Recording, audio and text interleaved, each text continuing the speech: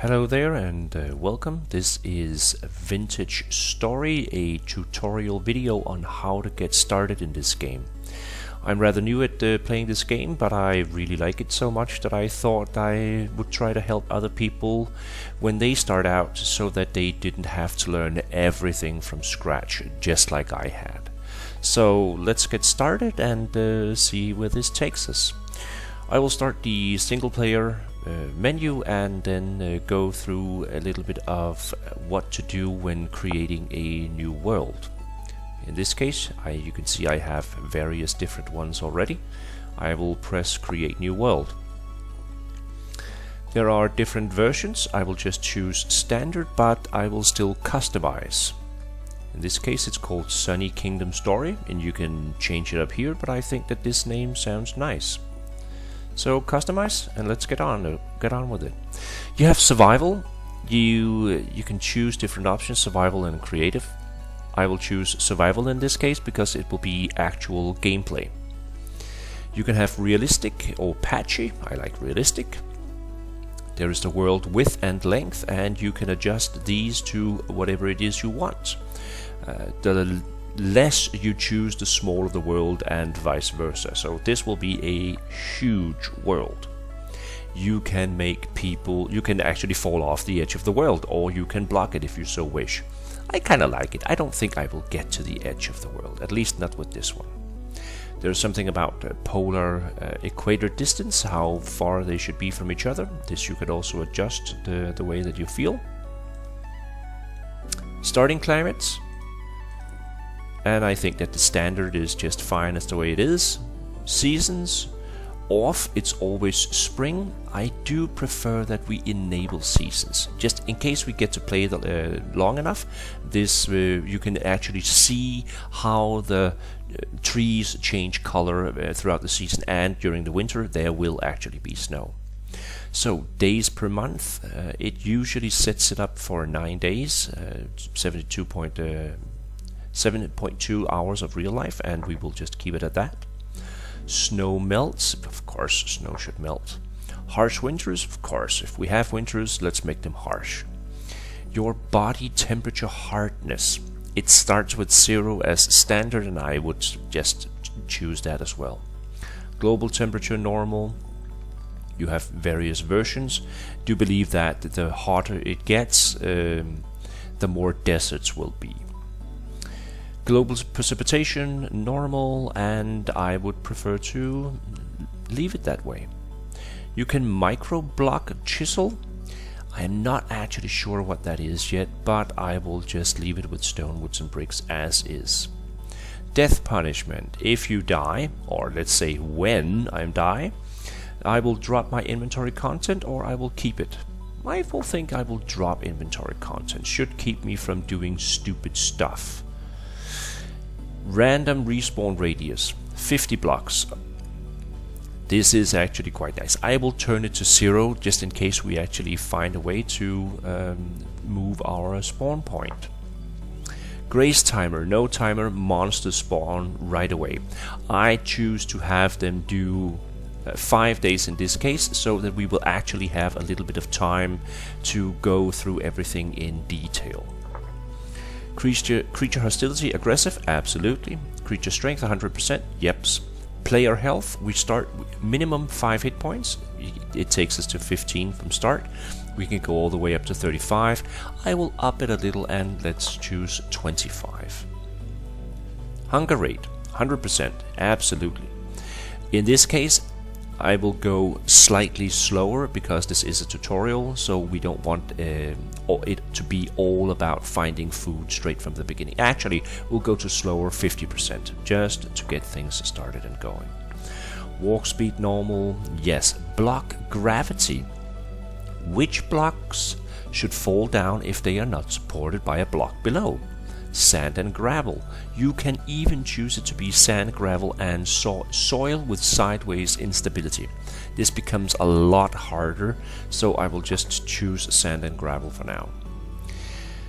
So let's see here. There is food spoilage rate, how fast food goes bad. Because yes, food can actually go bad here, so you need to watch your food that it doesn't spoil before you actually get a chance to eat it. 100% sounds fine. You can choose it to go at 400% if you want it really tough, but I'll just choose 100 because that's the easiest. Sapling growth speed, 8 days, sure. I don't see much of a difference in these. I mean, if you can choose it to be really, really fast or really, really slow, but I don't believe that this is harder or easier in any way. So 8 days is fine for me. Tool durability, tool mining speed, 100%, absolutely. Let's just go with the standards here. No need to fiddle with that. ProPick node search radius. This one is disabled for now, but I'd like to put it up in 8 blocks, and I will probably get into more about that once we get into the game. Surface copper deposits, set to rare to start with. Since this is going to be a tutorial, I will choose it to uncommon. I actually like that because it will ease the tension. It will be easier to find copper points, copper on the surface when you walk around for it, and you really need copper to advance to the next level. Surface tin, I will choose that to at least be very rare instead of extremely rare. Global deposit spawn rate, 100%, sure. Temporal storms, you can set here for how often they should be, very often or very rare. Game is set for 10 to 20 days. I think that's fine. These temporal storms are going to kind of twist reality a little bit while we actually play. And this temporal storm strength is 100%. There will be temporal stability, coordinate overlay, world map, and land claiming. Land claiming is not something that we will be working a lot with here, but when the issue does come up, I will show at least what I know. Other than that, we will just choose everything to be on to have as much help as possible when starting out. So we'll apply this one. We will be the Sunny Kingdom story, and we will create the world. This load-in screen also seems to change quite often, and we are currently working with a version 1.14.10. So the game is actually still in development. It's not a finished product yet. There is what's called early access at the moment, and I will try to make a link to the website where it can be found in the description below in this video, if I can work this out. This is actually my very first time trying to make a video for YouTube.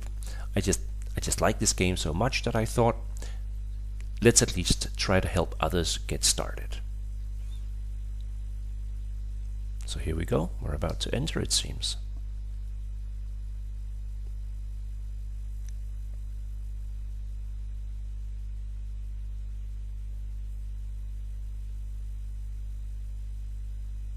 Perhaps not. Perhaps my computer is a little slow.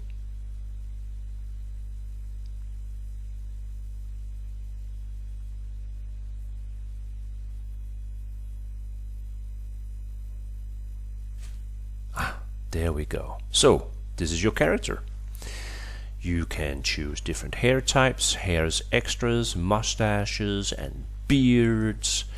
I kinda like this horseshoe and wise man setup. And I will do some rosewood red. He will have this skin color. I will give him a nice leotard as the underwear. And very sad facial expression? I don't think so. What can we do here? Smirking, kind, neutral. Well, let's do kind, just because we can. And eye color, well, I kind of like forest green. And he has a top knot. Classical ponytail. There we go. Yeah, I like this. So we confirm the skin. You can then choose a class that you want your character to have. Commodores. And basically, when you come in the first time, take the time to read through these if you haven't already done so on the website. You can see the different bonuses and minuses that the different types of characters get, plus there is a small character description about them. So really quick here, there's a hunter, there's a malefactor, there's a clockmaker. The clockmaker actually seems a little bit interesting. There's a blackguard, and this guy can be extremely hard if you're not sure about what it is that you're doing, because he gets ravenous. So if you have your hunger rate set to quite high, this one will become even harder because he is going to be much more hungry than everybody else. I will choose the commoner, no minuses, no pluses, just regular guy.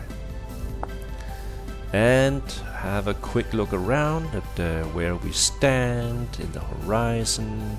See how everything is near a lot of water, and there is limestone sand. You can see here I have put on, when you enter the settings, you can do interface and you can choose on all of these little options to get as much information as you possibly can when you walk around in the game. It will tell you about what you're looking at and what it is. Usually in some cases it will also tell you about how to, in this case, harvest them. So the first thing that we're going to do is that we're going to try to find some flint, and we're going to try to find some sticks so we can make ourselves a tool. So you basically just walk around. You can run at the same time if you hold down the shift key. This is the standard setup. Running, jumping, basically any kind of activity will make you more hungry than just regular. And then you can see we found a cranberry bush here. Cranberry bushes or any kind of other fruit bushes will eventually grow food. You can pick them up and take them with you, but you don't actually have to. They kind of also work like little lunch boxes that are stacked around the countryside. So let's see. Oh, here even more bushes. And what do we have here? We have a black currant bush. So I will just harvest it by right-clicking, and you can see I pick up some black currants, and then I can eat them. Because as you can see in the bottom, there is a red bar and there's a green bar. The green bar indicates how hungry you are. Once it gets to 0, you will start taking health damage. So make sure that it's not at 0. Right now I'm not very hungry, so I'm not going to eat anything. I'll just carry these around. So it doesn't look like we have much here. The world seems a little bit devoid of trees, at least. So I will have a look at the big map, see where we are. Aha. So there's a lot of inland area here. Seems like we are very, very far north or something. At least there is a lot of snow up there, it seems.